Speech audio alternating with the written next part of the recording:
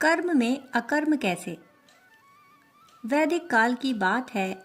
सप्त ऋषियों में से एक ऋषि हुए हैं महर्षि वशिष्ठ। महर्षि वशिष्ठ राजा दशरथ के कुलगुरु और श्री राम के आचार्य थे। उन दिनों महर्षि वशिष्ठ का आश्रम नदी के तट के सुरम्य वातावरण में था। महर्षि वशिष्ठ अपनी पत्नी अरुंधति के साथ गृहस्थ जीवन की जिम्मेदारियों को निभाने के साथ साथ योगाभ्यास और तपस्या में भी लीन रहते। उन्हीं दिनों राजा विश्वामित्र, जो अब राजपाट अपने पुत्र के हवाले कर घोर तपस्या में संलग्न थे। महर्षि विश्वामित्र का आश्रम भी थोड़ी ही दूर नदी की दूसरी ओर स्थित था। असल में बात यह थी कि महर्षि वशिष्ठ द्वारा नंदिनी गाय नहीं दिए जाने के कारण राजा विश्वामित्र उसे छीनकर ले जाना चाहते थे।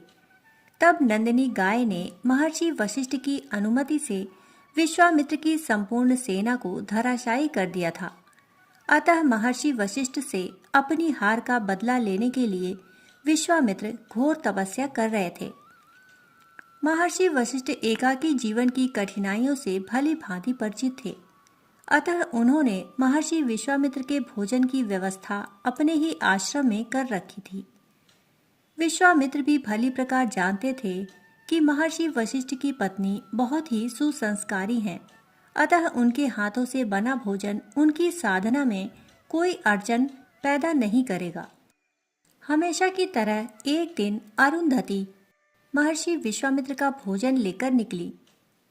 वर्षा काल का समय था। पानी इतना गिरा कि नदी से निकलना मुश्किल हो गया।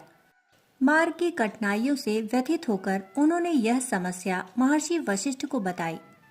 महर्षि वशिष्ठ बोले, हे देवी, तुम संकल्प पूर्वक नदी से यह निवेदन करो कि यदि तुम एक निराहारी ऋषि की सेवा में भोजन लेकर जा रही हो तो वह तुम्हें मार्ग प्रदान करे।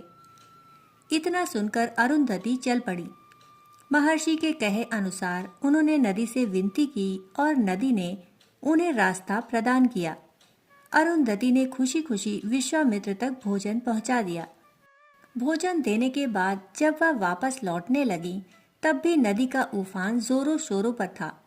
व्यथित होकर वह वापस आश्रम में आकर बैठ गई। तब महर्षि ने वापस लौटने का कारण पूछा तो वह बोली, ऋषि, वह नदी का उफान रुकने का नाम ही नहीं ले रहा। लगता है आज यहीं रुकना पड़ेगा। इस पर महर्षि विश्वामित्र बोले, हे देवी, इसमें रुकने की कोई आवश्यकता नहीं। आप जाइए और संकल्प पूर्वक नदी से विनती कीजिए